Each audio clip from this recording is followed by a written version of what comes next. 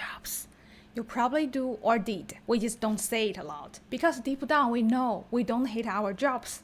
We hate ourselves. I hate myself for not being able to make the progress I hoped and not being able to influence or choose working environment. Instead, I'm the one being chosen and I'm the one being influenced. I'm playing this game that I didn't design and it's not that attractive to justify my 8 hours every day. My life should be bigger than this. So it's just depressing. But you know what's more depressing? When we give away the control over that 8 hours of happiness every workday, probably more than that. Since you are watching this video, you probably aren't ready to quit your job. Maybe it's because the pay, the opportunity to grow, or the fear that it's just an impulsive idea that you need to get over with. No matter the reason, now we have to figure out how to make your day job more enjoyable so that we can survive during this battle of building our future. My current job is just a window to reveal the necessity of this skill. When the time comes and I am ready to leave, I know I'm not escaping from anything. Let's make sure we are on the same page first. By agreeing this, we do not hate our jobs. We hate the fact we can't see how our current job contributes to the future we want most and how to make the process more enjoyable. As a result, we feel stuck and weak. Or maybe it's just me. Anyway, that's the end of the sad story. My 2-year-old depression taught me one thing. There must be something beautiful to come out of all the stupid sufferings one can have. So let's solve this together. How to make my current job contribute to my ideal future reality most? What is the relationship between my current job and my ideal future? Once upon a time, I was worried that I might get corrupted or not want to start my business anymore if I develop too much attachment to my day job. However, I realized that's not true. The relationship between your personal work and your day job is like the relationship between your family or marriage and your career. They don't have to conflict. You can find your way to make them serve each other.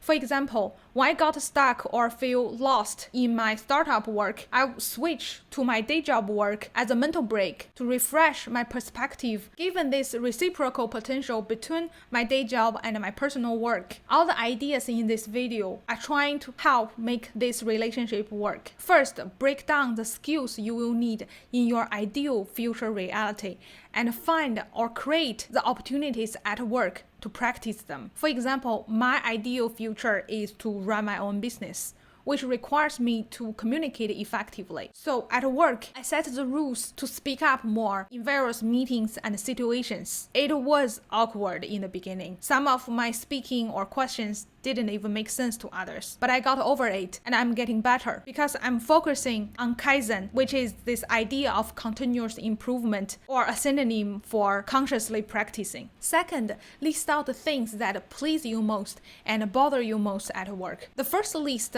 helped me to be more grateful every day. Being aware of things that I genuinely like helped me to act more like my original self because the genuinity or individual integrity spill over to the things that I didn't like initially. And that's why I want to be grateful. The second list reveals my space for growth and keeps me motivated. For example, I was once very bothered by the inefficiency of our meetings. So I started wondering what I could do there and how my efforts for this problem can contribute to my ideal future reality. So my ideal future is to run my own business. And at some point, this business will involve more people than myself and have meetings. And for sure, not everyone in the meetings have the same concerns or care that much as I do. So how can I keep those meetings engaging and efficient? Once I see this connection from my current problem at work can directly contribute to my own future problem. Meetings at work aren't boring anymore. They became the playground for me to explore the solutions for my own future. Then how could I waste my time complaining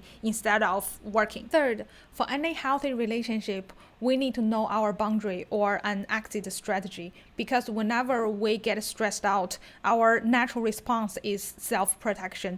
If we don't have a decision, a rule in place that we can resort to immediately, then when our bandwidth can't process it, we may end up doing stupid things. So please set this boundary by making a decision of how many hours you are actually willing to put into your day job. Because if you don't make this decision, then the hours you can spend on your personal project will get ruined, and that bad feeling will come back, undermine your relationship with your day job. I understand it's very uncomfortable to let go some of our work at a day job because we personally care about the quality of our work and what our coworkers think of us. However, to make this relationship work, because you have so many components in your life, we have to set boundaries. This time boxing practice brings peace to your mind so that you can focus on the actual work you need to get done rather than regretting again that you didn't prioritize things properly. Last one, burnout looks different for everyone. I think it's a bad strategy to work very hard not taking a break until you feel burnout or disengaged with your work. I happen to have a friend whose PhD research is in personal productivity. From the data he showed me, a same rest that's taken early on can recover your energy much better than the rest you take much later when your energy is exhausted, because once you get into that mode, it will be much harder to recover. For example, after taking some days off to just fulfill myself and re-establish the cadence of my personal life, I was able to return to my work with new perspectives and motivations. So today I shared 4 ideas to get the most out of your current job if you feel it's getting in the way of living your ideal lifestyle. First,